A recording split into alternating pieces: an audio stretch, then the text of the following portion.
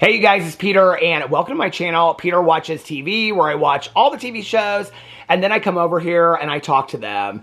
And of course I talk about the very best, the cream of the crop, the best high quality reality TV shows that you have ever seen, which is why today I'm going to talk about the season finale of Life After Lockup, the 2025 cast. I'm so excited about it. But at the same time, I am so upset that this season of Life After Lockup is over. It aired last Friday, and I finally got caught up with it last night, and I watched it. And I got done with it, and I texted my friend. We watched it all together. And I said to her, why am I so sad that the season is over? And she said, because we both love the show so much. I know. I was like, Joelia, Demondre, Kiana, JK, Brooke, what am I going to do without you? But don't stress out, because the new season of Love After Lockup is coming out January 30th. So supposedly it's an all-new cast. So if you want to watch it, okay, and you want to watch me do my reactions to it, let me explain, okay? Love After Lockup will be probably maybe a couple or two from a previous season of Love After Lockup, but they'll update you, so you don't need to worry about the previous season if you haven't watched it. And then maybe like a couple from Love During Lockup. So you're going to want to watch, okay, coming January 30th, you're going to want to watch Love After Lockup. Trust me, it is so good. And then Love After Lockup will go into probably the next season of Life After Lockup, which is what I'm covering today, the season that just ended last Friday. Now, I do want to make an announcement really quick about something over here. A couple people have reached out to me and commented on some of my videos and said, Peter, yes, Peter, you said that you were going to do, you were going to finish this season of Welcome to Plathville and that you were going to do coverage of every episode. I am. I know that the season ended like a month ago or 2 weeks ago or something like that. I have covered the first 3 episodes of Welcome to Plathville, and I will be continuing to cover the episodes of Welcome to Plathville. In fact, tonight I'm going to watch the 4th episode, and my plan is over the next week to finish all of Welcome to Plathville, as well as the last 2 episodes of 1,000-Pound Roomies, and then I will be caught up on all the reality TV shows that I cover over here, and I will also be doing reactions to those as I cover them. So as soon as I get done with episode 4, I will be doing a reaction over here. Episode 5, I'll be doing a reaction until I'm done and I'm caught up on Welcome to Plathville. Part of it was that last year I started doing them and people just didn't really seem that interested in it. But this season of Welcome to Plathville is just like been like crazy messy drama. So I think people are more interested in it in this season than they have been in previous seasons. So anyway, yes, I am committed to finishing out the season of Welcome to Plathville. I'm actually kind of excited tonight to watch the 4th episode. So part of it for me is like, if I do the 4th episode and I'm not on like the 8th episode and I cover it, I went through this at the same time that I was like binge watching Sister Wives originally, because people are like, Peter, you should do reactions as you're binge watching it. Well, I think I did like seasons, like I would finish the first season and then I would do like a reaction to it. And then people would say, oh, wait till you get to season 4 or wait till you get to the lockdown in Flagstaff. And I'm like, oh, hold your horses, baby. I'm not there yet, right? So if I do episode 4, I know that there's going to be people that say, well, I know that's how you feel about Veronica right now, but when you get to episode 7, and I'm like, okay, I'm doing my best. So tonight I'm going to watch episode 4 and I'm going to take my notes, and then I will be either tomorrow, depending on my schedule, tomorrow or Thursday, I will be covering episode 4 and then episode 5, and I will be finishing the season of Welcome to Plathville. But today I want to talk about the season finale of Life After Lockup, which I'm so upset about it. I'm probably more upset about it than Brooke is upset with breaking up with JK, and now she's got a new boyfriend that she met on her prison pen pal site. So, did you know that? Brooke has a new boyfriend. She posted it. I'm now part of, I think, every Love After Lockup Facebook group. It is so fun. They post so much stuff. Mostly Troy's mom, Karen, over there. She gets a lot of highlights. People love her. They put up, like, Karen's outfit of the day and stuff like that. So, anyway, okay. So I actually did not take notes on this last episode because I was like, I didn't even know if I was going to cover it, because I don't think a lot of people over here watch Life After Lockup or Love After Lockup. So I wasn't even sure I was going to cover it. But when I got done with it, and then like I started watching it, I didn't even know at the beginning that it was the season finale. And then I was like watching it, And then I was like, I think that my friend told me this was the season finale. So I texted her. I was like, is this a season? She's like, yeah, how did you not know? So well, all the couples were either broken up or having second weddings. So I just looked up, I Google searched the Life After Lockup 2025 cast. So I'm just going to go through here as I have them in order to meet the Life After Lockup 2025 cast and just go in order and tell you what I think about them. So from my last update to now. So this is not an overview of the whole season. So in the last episode, the season finale of Life After Lockup, it starts with Brooke and JK, and they're still at his mom's house, and it's when she slaps him. A lot of people online are talking about that it was like this huge deal that she hit him, and she was aggressive, and she should have got arrested, and all this kind of stuff. Okay, but what she says to him is something to the effect of, like, he said something to her about the way you're acting. And she goes, I act this way because you do this and you do that and you sleep with your ex. And he goes, well, the reason that I've been sleeping with my ex the entire time, which she didn't know, the entire time that I've been out is because you act this way. And then Brooke slaps him. So then they kind of part ways, and she gets in her car and she says she's done with him. She's going to break up with him and all this kind of stuff. And then they show, like, at the end of it, like, JK, like, and is he, like, he's like fishing and talking about how he's done with women for a while, and he don't even know if he wants to be with Alex. Alex is his ex. She's pregnant, and you don't know at the end if it's JK's baby or not. She's kept it so tight and wrapped up. I found online where people are saying it's not his baby, so I don't know. I looked up to try to find if that baby is his. I have no clue. So if you know factually, put it in the comment section below. But anyway, then Brooke takes her kids out to lunch, and she tells him that her and JK broke up. JK's like, the thing I'm going to miss most about it is the boys, like him being like basically a stepfather to the boys, which was weird to me if you've watched Love After Lockup last season and now this season of Life After Lockup. Because JK wasn't really in the boys' life at all anyway. Like, that was one of Brooke's issues, is that she wanted him to be in the boys' life, and he was never there. I mean, basically, Brooke hung out at JK's mom's house, and they just sat around and ate meatloaf, and Brooke's mom took care of the boys. That's really what happened. But then Brooke, at the end of it, she broke up with JK, and then she moved to Galveston, Texas, and she got an apartment, and she got a balcony, and she called it a Cinderella balcony. I'd never heard of that before, but apparently it's like Cinderella, like, Cinderella does the washing and the dishes. I don't know, but like sings la la la la la. She called it a Cinderella balcony. I've never heard, is that like a thing? I didn't know. But anyway, and then she's like driving down the road and she's talking to these guys that she's met in prison. And then I saw online on these Facebook groups that she's dating this guy from prison. So best of luck to you, Brooke, and maybe we'll see you on another season with your new boo. Okay. And then JK, he says he don't even know if he wants to be with Alex at this point. So that's where we're at with them. Will and Courtney, they had this whole sit-down interview. It was just such a mess. And then you find out that they done slept together 2 days before the interview after she signed the divorce papers. And then it's basically them just yelling at each other. And then she was like, I don't know, like hooking up with other guys. But then he said, did you cheat on me? And she goes, I never cheated on you. And then they asked her if she slept with her friend Mark. And she said, I've never slept with Mark. But Mark said they slept together in a previous episode. So I think Courtney's just a liar is what I think. And then they showed her and she was like putting this tire on a car at an auto shop because that's like her job now. I don't think I'd ever trust her to do nothing on a car. I don't know. I'm just saying. Okay, she didn't seem like she knew what she was doing. But I think she was in prison for Grand Theft Auto, so she must know something about it. But anyway, and then at the end of it, they showed Courtney's got a new boyfriend. And they were like on a boat together and stuff like that. So good luck to you, Courtney. Maybe you'll be on Life After Lockup, Love After Lockup, a new season. I don't know. But anyway, they were kind of, Courtney and Will and Brooke and JK were probably two of the couples besides Kiana, Joelia, and Demondrick that kept me watching this season because the rest of them are boring. Letitia and Keith.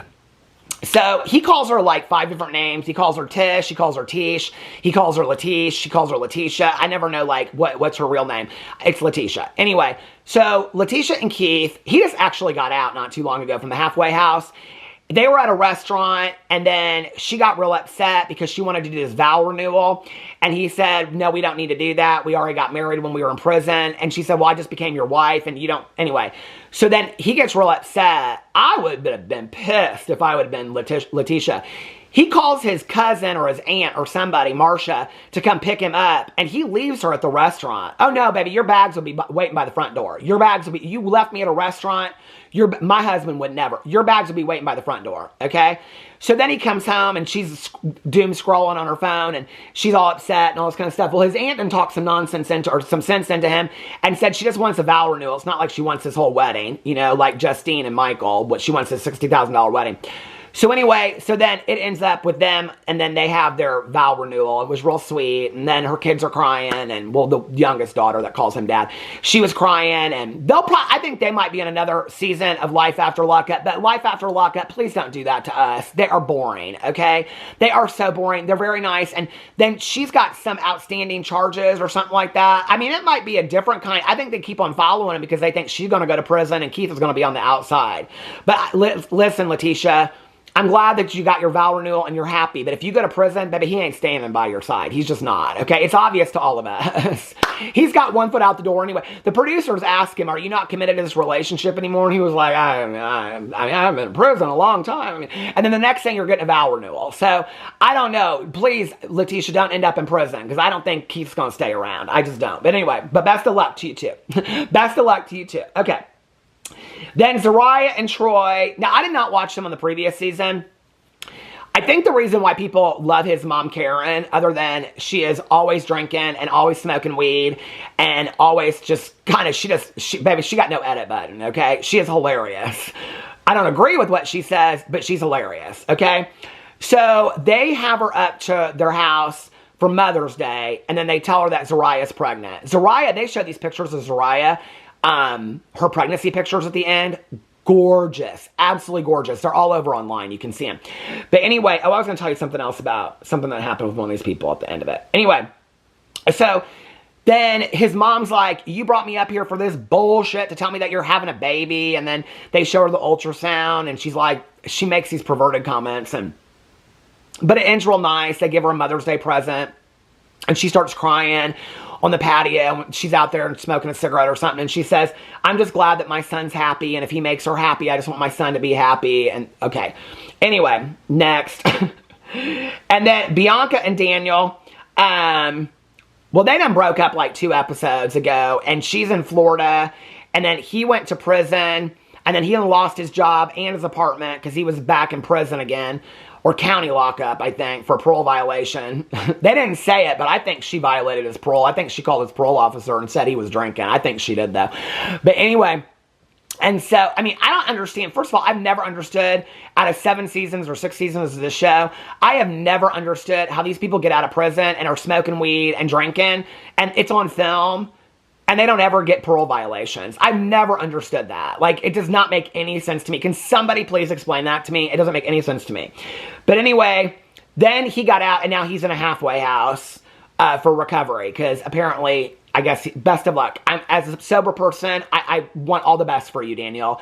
And I think she's living in Florida, and she's, I guess, done with Daniel. So anyway, they bored me to death. I just didn't understand them at all. He was vicious to her. He made really nasty, rude comments to her. I mean, he was just not a nice person to her. And then Justine and Michael, the most boring couple in the entire season. So they were in New York to look for, so this is the couple that the entire storyline, the entire season, was her wanting a $60,000 wedding. Well, I figured it out last episode that the reason why was because her mom had a $100,000 wedding. And Justine and her mom don't get along. So she wanted to match her mom and be like, well, I had a wedding just as nice as you. Which is kind of sad, honestly. So they were going and looking at these venues and stuff like that. Michael's freaking out because he's in New York where he used to deal drugs. And he's like, and so they showed him borrowing $1,000 from his mom. So they made it look like he was going to buy drugs and start dealing drugs because he kept on saying he could make $60,000 in a week dealing drugs in the streets in New York. And he was paranoid and going through it and all this kind of stuff. And so at the end of it, he tells Justine that they don't have the money for the wedding. He finally is just like, we don't have the money for the wedding. It's interesting because he said it to her all season and she just don't hear it, okay? She will not hear it. But for some reason on this episode, she heard it. And he's like, and I'm not doing the barbershop either. And she's like, well, at least it's not just the wedding, it's the barbershop too. And he's like, yeah, we don't have money for any of it. And she's like, how much do we have? 30,000? He goes, more closer to 15,000. So then she like kisses him and she's like, I don't want you going back doing the things you were doing. And she's like, we can always get married in 2026. They actually, I looked it up online, they got married in September of 2025. So congratulations to Justine and Michael. Hope you have the happiest life ever with your 9 or 14 kids or how many you are. Please do not put them on another season of this show. They are so boring, okay? I want Brittany and Marcelino back. I don't care if they're together or they are apart, but at least they are interesting. At least Bianca and Daniel were kind of interesting, even though he was mean to her. Justine and Michael were boring. But the couple that carried the entire show, or the threesome that carried the entire show, was Damondrick and his girlfriend Kiana and his baby mama Joelia, or that's what he referred to her as anyway. Joelia and the kitty cat blonde wig that she wore for the last 4 episodes that was so bad. That blonde wig, you could see her hair coming out of the back of it. They posted a picture on the Facebook groups. Joelia is a pretty woman, okay? She was going through it. She was going through it, baby, because she put this wig on and did not care what she looked like on national television, okay? This wig was horrible. And then they posted these pictures in the Facebook group of her with her hair done and stuff like that. She's gorgeous, gorgeous woman. And so the whole thing this season has been Joelia's car. Somebody rode on her car, broke her or something like that, and then flattened her tires. She thought it was Kiana, okay? So then at the end of it, she said, she reached out to Kiana and because they were wanting her to drop the charges, okay? I don't even know how she got the charges. She had no evidence it was Kiana. I was so confused about this whole thing. There was no evidence that Kiana was ever there. We never find out. You never find out if it was Damondrick or Kiana or if Joelia did it to her own car. My gut tells me, my speculation on a pop culture figure is, I don't know. I know this is unpopular opinion, but I kind of feel like Kiana did do it. I don't know why. This season I felt bad for Joelia.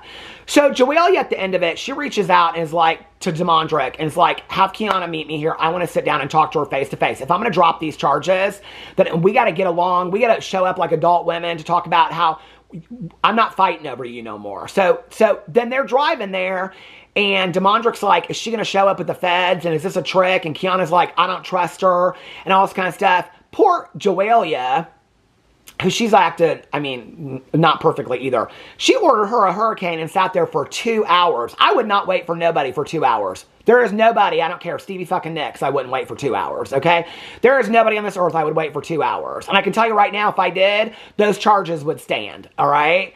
So she leaves, and then she goes over to Kiana's house and knocks on the door, and she's like, hey, I want to talk to you for a second. Kiana goes outside and starts screaming and yelling at her. They shut off the cameras, but you can hear them talking. And I thought Kiana was the one that was kind of like, I don't know. But then Joelia goes away and she's like, I'm done with both of them. I don't want nothing to do with Damondrick. He can like be the parent of his kids, but I don't want nothing to do with Kiana, and she can have him. It's basically where Joelia said. Good for you, Joelia. Good for you. Then she shows these text messages. I don't even know why Kiana is still with this man, okay? After all these times he done cheated on her. Joelia shows these text messages after all this is shot where Damondrick just reached out to her the night before and was like, do you want to hit it? And she's like, no, because I'm not your side bitch. And he's like, you don't want to be my side piece anymore? She's like, no, I don't want to talk to you anymore.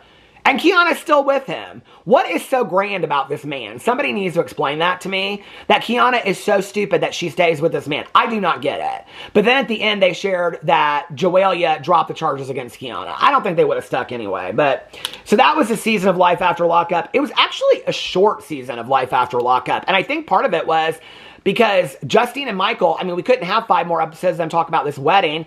Courtney and Will broke up. Bianca and Daniel broke up. And past seasons, they've kind of brought new people in if somebody breaks up early. But this season, I mean, if it wasn't for Brooke and JK and Damondrick, Joelia, and I mean, even Courtney and Will were a little boring. But Brooke and JK, Damondrick, Joelia, and this is how you kind of know who's going to be on another season. Although usually, like, you'll see some of the ones that are kind of exciting being on another season. But I was like, sometimes they bring on real boring people and you're like, oh, damn, not Justine and Michael again. They're real nice. God love them. They are, okay? But I don't want to hear about no wedding again. And if they put them on another season to just show the wedding that they talked about this whole, I can't do that, okay? That's like Christine Woolley Brown having her wedding with David, and we had to have a whole special for the wedding, then talk about it for, I don't need all that. You know what I'm saying? But anyway, so I finished up Life After Lockup. I'm so sad. I'm so sad. But I am ready for the return, January 30th, of Love After Lockup. Love After Lockup's much better anyway. So if you watch it, let me know what you thought in the comment section below. Any show suggestions, put in the comment section below. I love you guys, and I will see you tomorrow.